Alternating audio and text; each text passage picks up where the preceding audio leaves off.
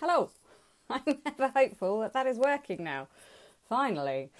Woohoo! I have no idea what was going on there, but we managed to get around it. That's the most important thing. So fingers crossed, we are now in business. It's been one of those weeks. Boring, but we got a new router this week. So goodness knows if that's affected it. Maybe. But we should now have uber fast broadband that works everywhere. Yep. Yeah, going really well. Anyway, cheers. I have got rosé, you might have noticed. So hopefully having a good Sunday and you've had a good weekend and this week's not been too messy. I am delighted to say that our guest today is the fabulous Allan McNish. He's in hopefully very good form, and I have worn this t-shirt especially because it's Allan, because let's face things, he's Scottish and I'm not. So I'm being a bit naughty, but there we go. So hello to everybody, and I hope you're good. It's been another funny old week, hasn't it? And we are only 1 week away from Formula One action, which just seems so surreal to say that we're actually going to get there and do this thing. Goodness knows what it's going to be like. Hopefully, it will be good. We'll have good racing, we'll have good battles, but most of all, everybody will stay safe. I know there are lots of people being tested up and down the pit lane, which involves having a swab up the nose, and it's not just it's right up there. So that's been interesting for some people.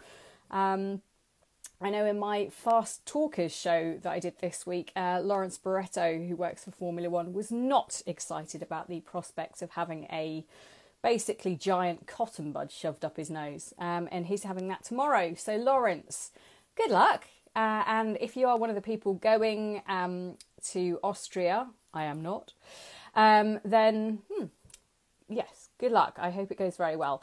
Now, without further ado, let us get Allan McNish up, because he's in France. The weather, he's always a delight to speak to. We can chat at the end. Have a natter. Get your questions in. Remember, if you've got anything you'd like to ask Allan, there he is. It's always good to hear. Oh, hang on, Allan. Let me just update you. F1 Sutton said it was both nostrils and in the throat for a swab. You must have had a swab taken. Not yet, Oh. Jenny. Thankfully I haven't. But after seeing you with that England top on, I thought I would just give it the full Scotland top just in response. That was some fast action to go up and get that. I'm impressed. You did well. I know. Just when I saw that standing out there, I thought, right, this is it. The battle started already. The Insta battle's already there. I love it. How are you? Are you good? Yeah, very good, thank you. Very good.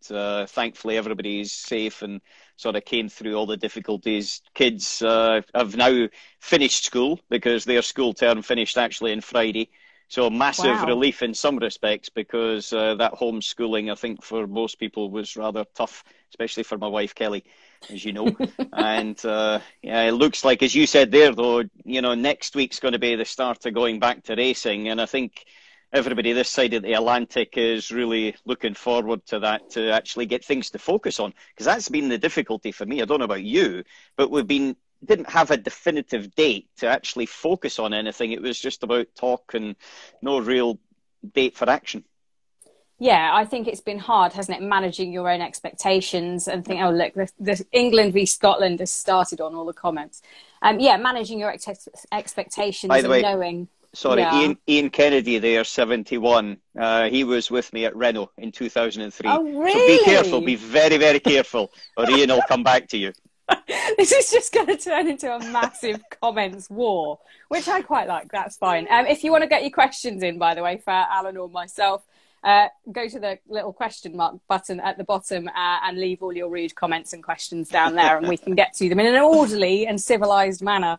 So, yeah, lockdown has been weird, hasn't it? I think that's the only way you can describe it. You're back now in Monaco for some of the time, because they were pretty strict, weren't they? Yeah, very, very strict. Monaco's not big anyway. You know, it's it's really small in reality. It's only a kilometre and a bit across, but it's sort of subdivided into two areas, and you couldn't cross from one side to the other. Oh. And so, you know, you basically had to stay into your local area. And they were absolute from the first day, very, very hard in terms of, like, you had to wear a mask. You had very limited time that you could go out and things, but they opened up also quite a wee bit earlier than it is in the UK, which is just starting to come out right now. And thankfully, they weren't actually hit too hard. In the south of France region, even though it's close to Italy, it was very fortunate that there wasn't too much that went on there. I've been watching that Inside Monaco programme that's been on. I haven't watched it. Oh, it's fascinating to get a little glimpse of kind of behind the scenes of Monaco. I didn't realise. I know it's small in terms of how many kilometres it is, but number of people, is it 40,000 people that live there? 30, my son told me this because he had to do it at school, 36,700 people, with which is, 38,000. And it's 19,000 per square kilometre. Wow. So he's actually been homeschooling you. That's fantastic. Yeah, it has been actually. There's been a few things. There was a point where it came down to maths, and it was, oh my God, I'm trying to remember back to 1985 and doing this, and it was, oh, how do we do it? And thankfully with Charlotte, who's 11, still worked that one out. But it meant me coming outside and actually showing her with a tape ruler and things, because it's been a wee while ago since I was doing that sort of stuff. I think it has been hard work for everybody. If you've been at home doing homeschooling, or if you've been, I can't imagine what it's been like to just be an adult on your own or with somebody and just relaxing. I just can't imagine. I don't think anybody was. You know, if you're stuck in, in confined space with people for such a long period of time, then I think it's been super tough for everybody. And I just hope that everybody kind of comes back out. I think sport's an interesting point coming to that, because, you know, it's a bit of a release and a focus. And as much as I think it's going to be quite bumpy through the 2020 and probably even into next year, you know, I don't know if we can actually stand on the calendars that are going to be announced at World Motorsport Councils and things, just because we don't know how things are going to evolve. But at least if we're back doing something, then it gives us all, like I said, a focus. But also us as a, you know, from our team perspective, and, you know, and you from the comms and things, it's, you know, it's what we do ultimately, and we need to get back to what we do. Yeah, absolutely. Which brings me nicely on to talk about Formula E. So they've gone in a different direction. Do you like the Berlin track? Well, actually, I was looking at the stats this morning. We are the most successful team in history in Berlin. So I am loving the Berlin circuit. Fine. Yeah, it's, look, you know, we've got a situation where, because racing in city centres, then it's impractical at the moment. And it's very difficult to be able to predict what's going to happen in advance. Berlin Tempelhof Airport, it's a disused, it's a previous airport, disused. It's in the city, but it's not directly inside. So they can, you know, can segregate it. And each section, so the paddock is a different section to the media, which is a different section to the track and everything else. And it's all sectioned off, and you can't cross in one into the other. And so it is going to be, you were saying about the swab, we have to get tested every 5 days, but we're there for 9 days. And in those 9 days, we will have 6 races. So we have got more in these 9 days than we've had in the season so far, that we started in December last year. That's amazing, isn't it? But I suppose the important thing for the guys is just they've got to get this season finished. It's got to happen. They've got to get it away. Yeah, I think, you know, there's two things. One is that, yes, we've got to start to move it forward.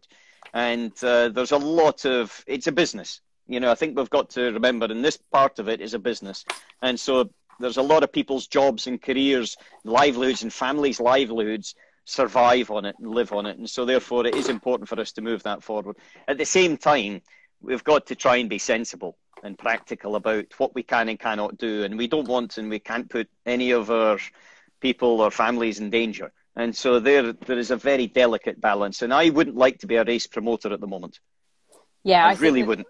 They're really stuck. And if you look at FE have gone in one route to use Berlin, but if you look at what Formula One are doing, they're going to have to keep on altering everything depending on where flare-ups happen, where it's safe to go. It's a total moving target. Yes, but who are the best people to adapt to a moving target? It's motor racing people, because we are used to adapting to targets. That target changes when the weather changes. The target changes when you get touch with another car and you've got an unscheduled pit stop, or your strategy changes from 2 stops to 3, whatever it is. We are sensational at adapting, and we have to adapt. And so therefore, I think we'll actually be able to come through this as a good template of how businesses and also other people generally can maybe work on their sort of structures.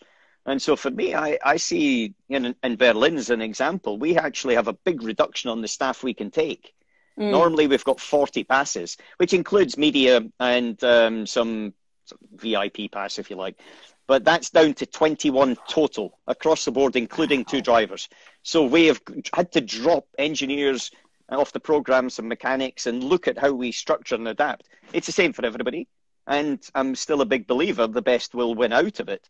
But it's quite clear that as the options and things were moving forward, when we're getting some information, we were adapting all the time. So as much as I think F1's in maybe a trickier situation because it's a bigger infrastructure with a number of people in the teams, the principle's still the same, and we will adapt. Fact. Yeah, I suppose so. And so are you going to the circuit? Are you going to be there as the team principal for Audi? Because there was some doubt at some point, wasn't there? No, we did look at it because at the end, you need a certain number of people, certain number of mechanics, certain number of engineers, electronics engineers, because remember, this is a high voltage car. So therefore, you have to have safety parameters in there. So you need a specialist in that area. And they take priority because there's no VIPs. There's no PR to the same extent as normal. We don't have any guests going. So in that respect, the question was, could I do my job that I would normally do during the race from off-site back in Audi in Germany? And practically, you could do that. It's not ideal, but you could do it.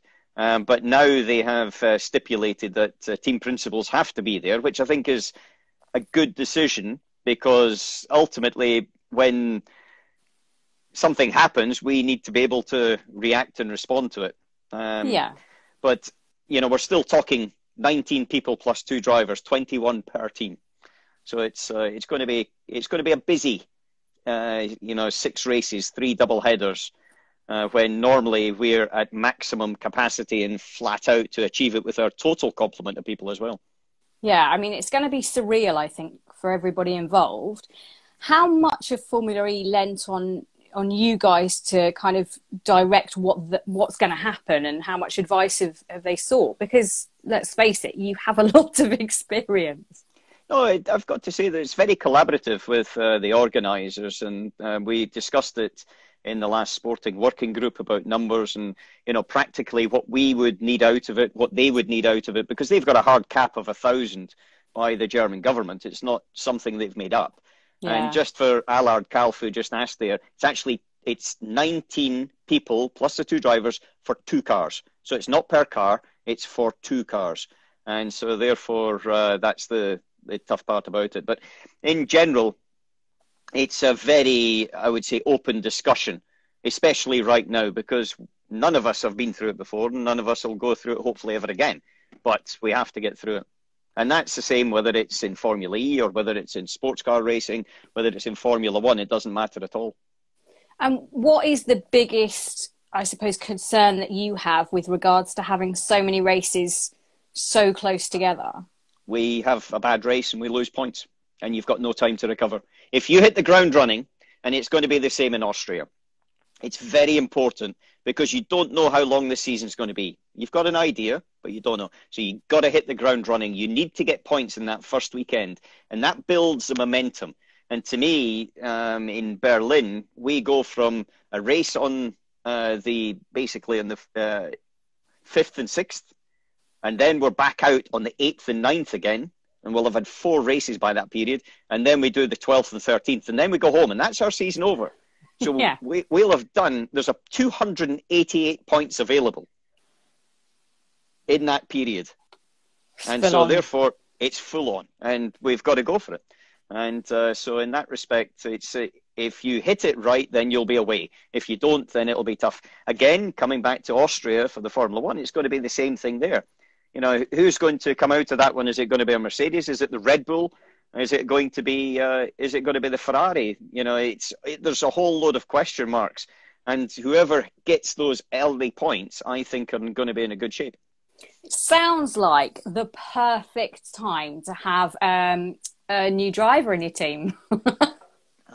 Thank you. Yeah, it's going to be tough, no? Yeah, for sure. Obviously, you know, Rennie Rast is going to be joining us for the end of this season. So those 6 races, it's going to be very tough for him because as much as he'll get a test in the car, it's going to be very limited testing. And it's a completely new environment, not because of the circuit. I think he'll get used to that. It's okay. You know, we can put him in a simulator and things. But it's more the idiosyncrasies of Formula E, the energy management, the fact that it's got a single tyre for whatever condition it is. It's not you don't have a slick and you don't have a wet. You've got a grooved tyre for all conditions. Hail, rain, snow, sunshine, doesn't matter. And in reality, he's got 1 hour and 15 minutes of practice before he goes into his first qualifying. So it's no time.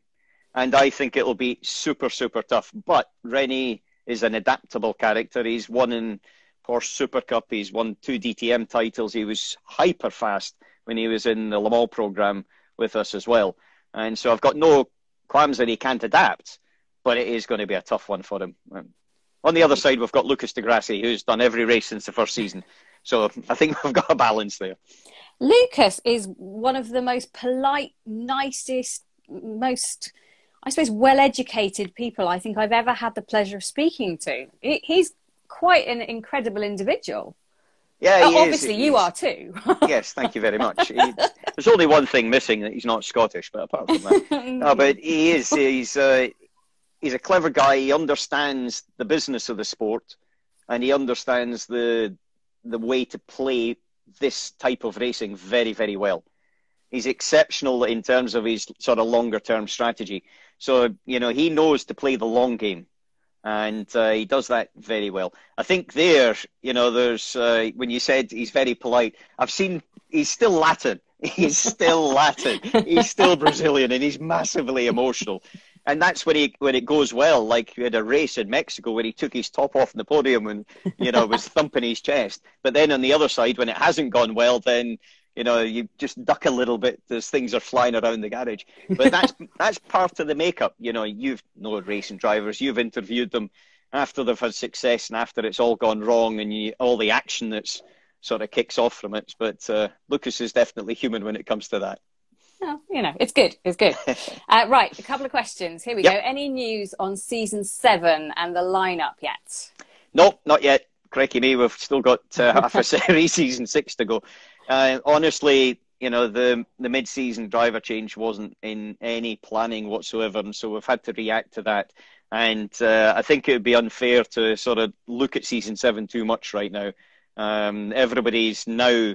We know what the job we've got to do in Berlin, and we'll try and get that done. Next season's going to start in January, and so it gives us a wee bit of time to sort of take a breath and then kick on from there. Okay, Pitlane Jamie asked this question, and I'm literally gonna run away and go and get a charger because I've had to use my husband's phone. He's got no charge on it, so I'm gonna run away and get a charger. But I will be listening. It's just gonna look a bit weird, but that's fine. No, so, do you ever miss racing? No. Oh, it would be good to see you in a GT. Once. No. I'm too old for that sort of stuff. Right, I'm going to get a charger. Go. There was 2 very small occasions when I missed it. One of them was in Daytona in the January, so basically a month after I said I was going to retire. And I was sitting with Dario Franchitti, who had also retired, but he retired because of a bump in his head. And I was sitting with Dario at breakfast on race morning, and we looked at each other and thought, there's something wrong here. There's something odd. We're not in the right position. We're having breakfast and not getting ready. And then the second one was at Le Mans that year, and I was the Grand Marshal. And in between the 2 practice sessions on the Wednesday, I took the Audi R8, which was the safety car. or the pace car, actually. And I took it out for the lap.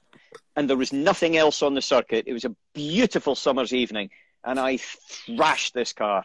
Absolutely thrashed it. I had actually one of the board members of the ACO in the car as well. He thought he was going for a slow lap. You're back again. I'm back again. It's now charging. Calamity. The husband's here, though. Hello. How are you? Yeah, not too bad. He's going now. Oh, the dramas. Sorry about that. That's Are you still going? Did I cut you Yep. off massively? No. It's okay. I was finishing. I was just saying that after having my blast around in the pace car at Le Mans, that was enough to scratch the itch. And I've never had any desire to get back in one again. I raced for 33 years, Jenny. It's a long time. All I knew from the age of 11 until I retired. And it was whole life that was invested into it. You know my personality and mentality. It was all or nothing. And so when I think I kind of just run out of energy. I just run out of the desire and the energy to want to do it anymore. And so if I wasn't going to do it to the same level, or basically to win, then I didn't see the point of doing it. Did that mean, when Nico Rosberg said that he was going to retire at the end of 16, yeah. He'd done it, he'd won the championship. Did you understand that more because you could empathise with what he was saying? Yeah, completely. Because, and I described it to someone, if you think you go to school, you go to university, and then you study, and then from the coming out of university, you work in the same job, which is it's a 24/7, 365 emotional job where you don't switch off. Your weekends are still involved in other things. Then you do have a certain amount of energy in the tank. And after that sort of time period, because I think he had been racing for 25 years or something, 24 years. So think, you come out of university and everything at 25, and you just go for it until you're 50. Then you see people wanting to retire at 50. And when they've achieved their ultimate goal, the goal that they've been looking for since they were a tiny kid, and they achieve it, then I can understand if they just want to stop. Yeah. On the other side, I admire massively people like Valentino Rossi, who has just got such passion for the sport. He never wants to stop. Yeah, that's fair enough. Yeah, and so, it's each to their own, and I don't think you can criticise or you can say, well, one's more than the other. I think it's just the simple fact of what is the individual and what can he do, or what do they want to do? Amit's got a good question. Mm-hmm. Sort of on that theme, how's the transition been to team principal? It took a bit of time, because as much as I said, when I was racing, I was all encompassing. When I stepped out the cockpit, there was a couple of years where I was doing different things with Audi across the board. And then when the Formula E program and the TP side came up, I would watch, and I still do watch, the monitors and the onboards as if I'm in the car. I have to say that I'm still, go to the outside, inside, just mentally going through it. But the biggest single difference, because you're still speaking to press people, you're still speaking to the, marketing VIPs, you're still speaking to engineers, you're still trying to direct everybody in the same way as you do with a driver. The biggest single difference is you've got two to look for. Because when you're racing, you've only got your car, and to be honest, as much as you say all the polite things, you don't care about the sister car. The sister car's the first one you've got to beat. Yeah. And so therefore it's about your car through what you see through your visor, nothing else. And then now as team principal, I've got to sort of balance the two of them off. And, we've always had, and I think you should always have, two drivers that can win. And I think you should always have two that can fight each other, because it lifts the average level of everybody up. And that's the way, for me, we have to go racing. Now, there's times when it does become a little bit tense, because both of them want to be in the same bit of circuit at once. And, Mercedes have seen that in the past. I think Barcelona a few years ago got it coming out of turn 3 as a silly example. And so there's more times that it goes right than it goes wrong. But when it does go wrong, it sometimes does need a bit of managing.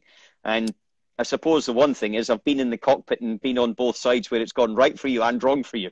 So I do understand the position of it, but you sometimes have to take a stance, which is not the one you maybe would have done if you were sitting in the cockpit. Yeah, I suppose so. The fascinating thing, I think, from a psychological point of view, is that you've gone from being a driver and you spent a long time kind of honing that craft and being very, very good at it. You came to help us out doing media stuff. You've worked for lots of people doing that and giving opinion. You still public speak. You're part of Audi, and now you're a team principal. That's a lot of different roles to kind of wear, and do you enjoy them all equally, or is there nothing that's like driving a car? Oh, there's nothing like driving a car, because that's the thing that I loved most. And there's nothing like driving a car for exhilaration, no questions. When you're in a good car and you're on a quali lap and it just ticks, then it's incredible. When you win a big race, then it's sensational. When you win a championship, it's fantastic. So there's nothing like that. Things do come close, but not quite in the same way. I suppose for me, I love the sport. I love the whole thing. I've loved it since I was a tiny little kid. I loved it since I went to Ingliston with my father and sat in, a Curie Cos or David Leslie's. In fact, his Ralt, which would be 1980, I think it was. And I was a tiny little kid getting my picture taken at the front wheel and all that sort of thing. And so I've loved the whole sport about it. And so as much as I didn't want to keep on driving, didn't say I didn't want to be in the sport. And didn't say that was the thing that makes my heart beat, the thing that makes me get up in the morning, the still thing that makes me smile, thing that makes me cry, thing that gives me just all the energy. And so, in that respect, I don't foresee me ever stepping away from the sport. And I can understand some that do, but personally, it's not for me. And one of the things I actually do enjoy most, and it's given me a lot of satisfaction, is I've managed the driver through his career coming out of karting and through, and he's in sports cars. And that's been like looking in a mirror from when I was a kid. Some of the things that would come up and, the advice and the guidance I would have got from people. And it's a similar sort of situation where I could see things going well, things going wrong, and just trying to position a driver's career. Because at the end of the day, I had to position my career. And that's been something I've found a tremendous amount of satisfaction and enjoyment from. And it's something I'm pretty sure that I would like to continue for a long time to come as well. It's interesting when you say that. It makes me think about someone like Fernando Alonso, who is clearly a phenomenal talent, yet hasn't necessarily made the right moves at the right time. Can you see that happening as a driver when you're in that position, but more so from outside when you look in and you just go, it had all the moves. It should have been the right thing, but it didn't quite work out. Yeah, I think, I suppose we look at McLaren as an example of that. But I think when he was at Ferrari, then it was the right move at the right time. The issue he had was that it wasn't quite there in terms of performance. But the biggest problem was that Vettel and Red Bull were absolutely on fire. If it had been maybe a year or two either side, it might have been a slightly different situation. And so I think there, you can sometimes see things from the outside easier than when you are actually directly involved in it. Again, you look through your visor, and your visor doesn't have your peripheral vision. Your visor is straight ahead of you, and it's very self-centered. And so when you are actually, and it's happened to me as well, where my eyes sometimes came off the ball because I was focusing on the small picture that I could see as opposed to the big picture. And it's like in a race, your engineer can see the big picture. You can only see what's directly ahead of you and through these stupid little mirrors beside you. And so, you do sometimes see things coming clearer from the outside than you do sometimes from the inside. Vettel leaving Ferrari, for example. Well, I was going to say, I mean, there's been quite a lot of developments in this close season in the F1 world. That's a lot. So what do you think about Vettel going? there's a time as well where, well, there's two things. There's new kids on the block coming up, and Charles definitely is that. And there's also other ones. You know, George Russell's a good example as well. When you talk about lockdown, I think George's status, just because of his online racing, has probably increased quite a lot. And I'm interested to see how he gets on with the new Williams, and hopefully the new Williams is a bit stronger than last year's program. But there's new guys coming through, which puts pressure on drivers that are, you know, have had the majority of their career success, if you like. I don't think Sebastian's completely out of the picture by any stretch of the imagination. You know, he's still got speed and he's still in the right environment. But like people in normal jobs, sometimes you do need a change of environment to refresh yourself and to just feel all the energy again. And I've had that before. I think, you know, Lewis, when he went from McLaren to Mercedes, I included thought, oh, that's a bit of a brave one, boy. But he needed that change of scenario and also the change of people around him to lift him to the levels that we've suddenly seen utter dominance. And so, you know, Sebastian, I think, is probably looking for that type of change just to give him that extra boost. But he can still get the job done. But I think it would be tough for him to get the job done in Ferrari with their just focus on the future. And I think, I was going to say, I think the lineup of Sainz and Leclerc is a dynamic one for the next 5 years as well. Because Carlos, I've been a big fan of for a long, long time. You know, when he was in Formula 3 with Carlin, when he was 16, 17, he was mature beyond his years, I should say. And he's developed so well just to keep amassing points in difficult situations. So again, he'll need to step up as well because, you know, Ferrari, you're expected to deliver. It's not a question. And also Charles he's a benchmark that's pretty blooming high. So we were watching the Drive to Survive series, just kind of re-familiarising ourselves with what happened last year, because of course it seems like a million years ago right now. Yeah.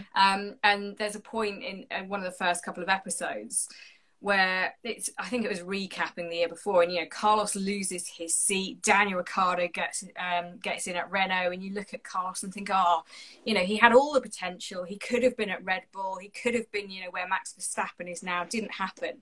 And you feared for Carlos that he would never get the break. And all of a sudden, he's a Ferrari driver.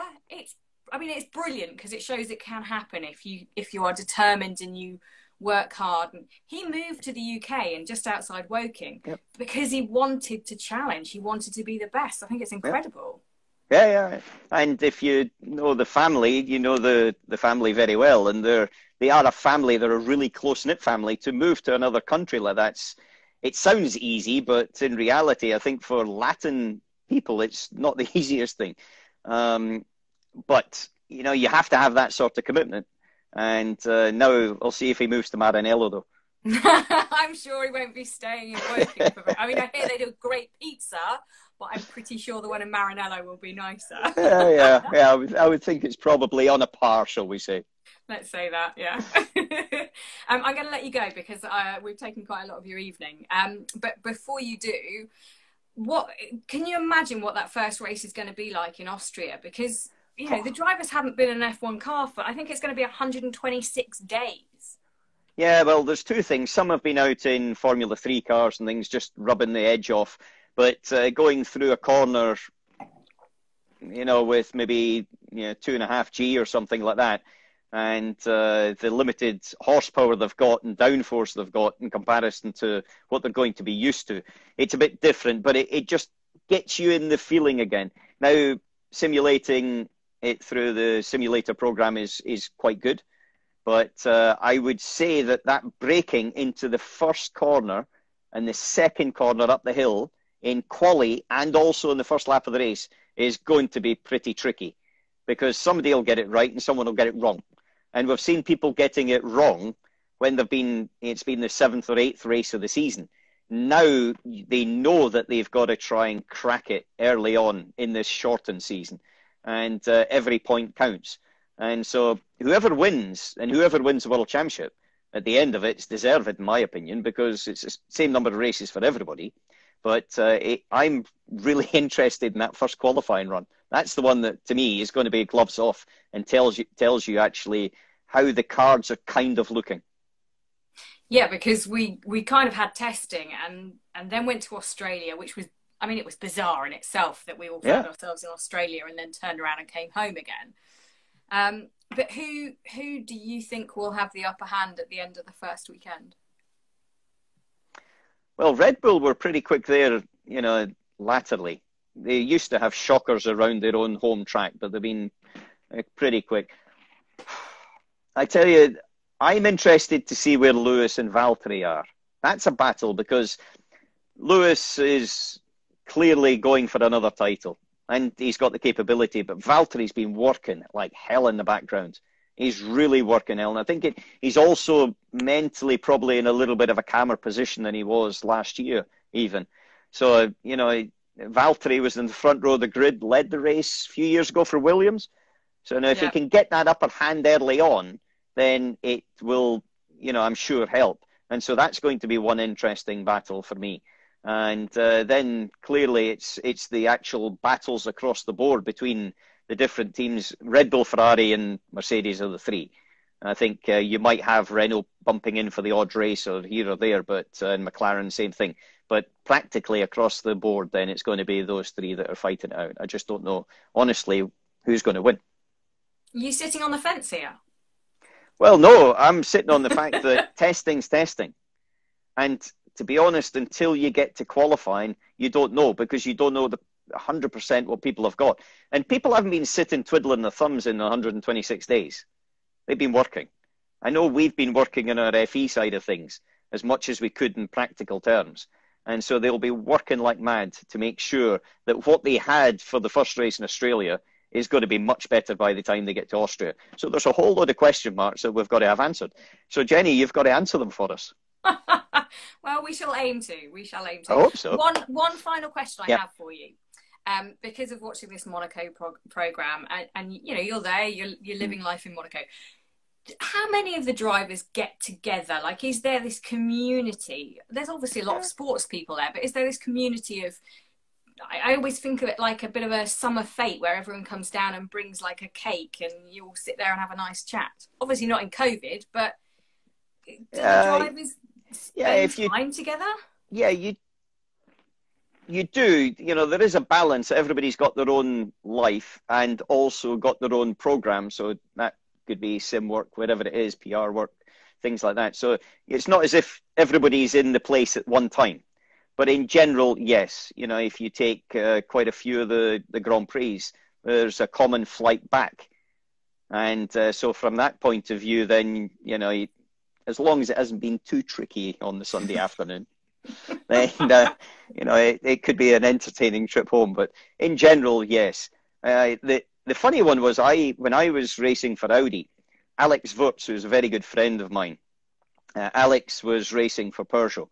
And we had some absolute ding-dong battles. And then on the Monday morning, 8:30, we would have coffee. And the reason we had coffee was because our kids are in the same class at school.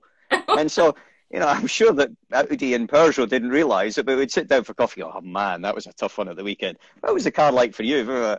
And that's just the nature of the beast. But there is a lot of sports people and a lot of like-minded people that are just out to be the best they can be, to absolutely push it to the limit. And I think that mentality is something that each feeds off each other a little bit as well. Well, it's a beautiful But there's no cake. They cannot make cake. No cake. We need lemon drizzle cake. Oh, no tonic tea cake. Hey.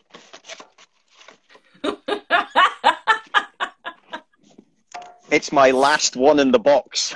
Oh no, we must send for more. Quick.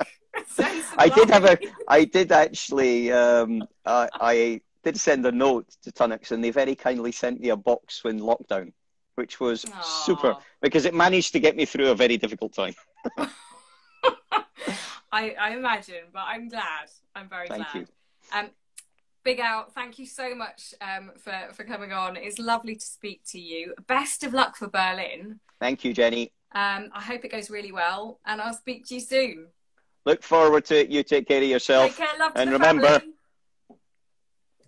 Now I'm just flashing my boobs. See you later. Bye. Bye. Thank you, everybody. Oh, bless him. Right, let me turn the comments. Comments were bugging me because they were all over Al's face. So I thought I'd take them off for a little bit. So I hope you don't mind. Wasn't blanking you, promise.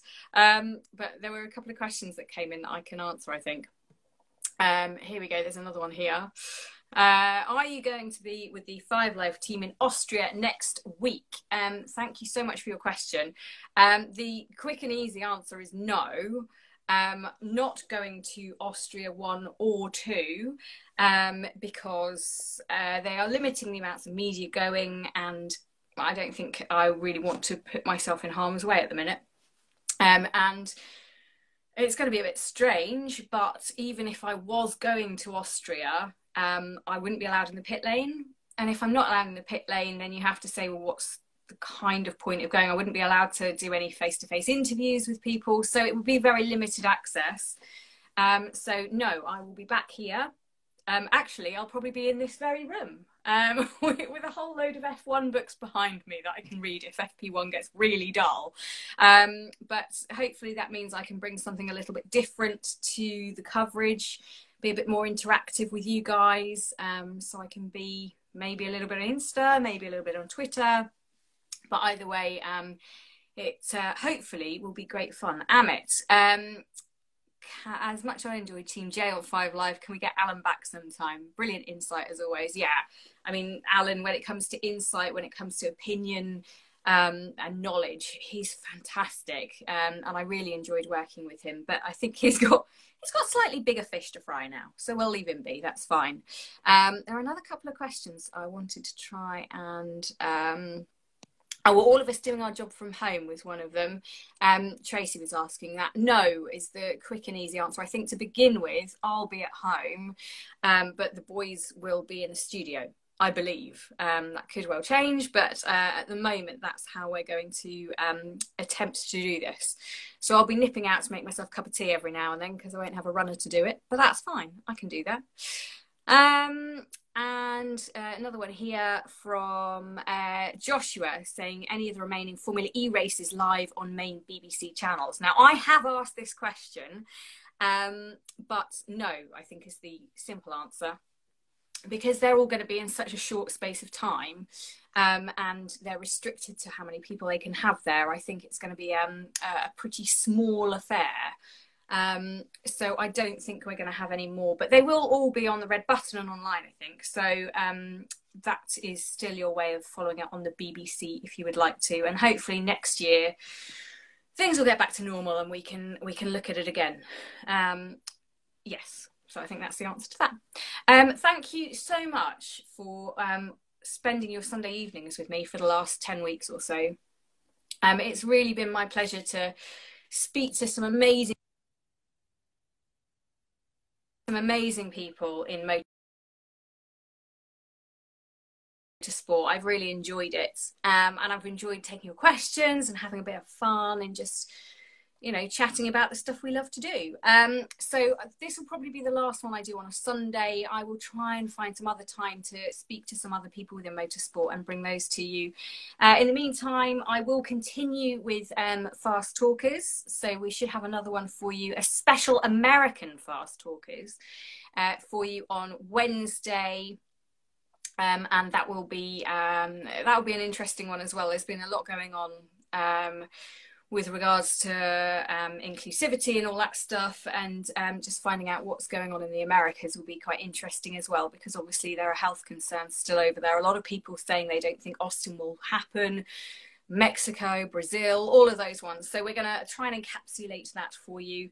And I'll let you know when that's out. And Amit saying, is the plan for full complement of checkered flags for next weekend? Yes, it is. We will be bringing you as much stuff as ever, just in a slightly different way. But you shouldn't really be affected by that. We will be there for you. So yeah, thank you very much. Hopefully you've enjoyed this series of Lockdown Lives. Hopefully I'll get to do something else fun. But in the meantime, stay safe, stay well. And thank you for all your support, and I'll speak to you soon. Goodbye.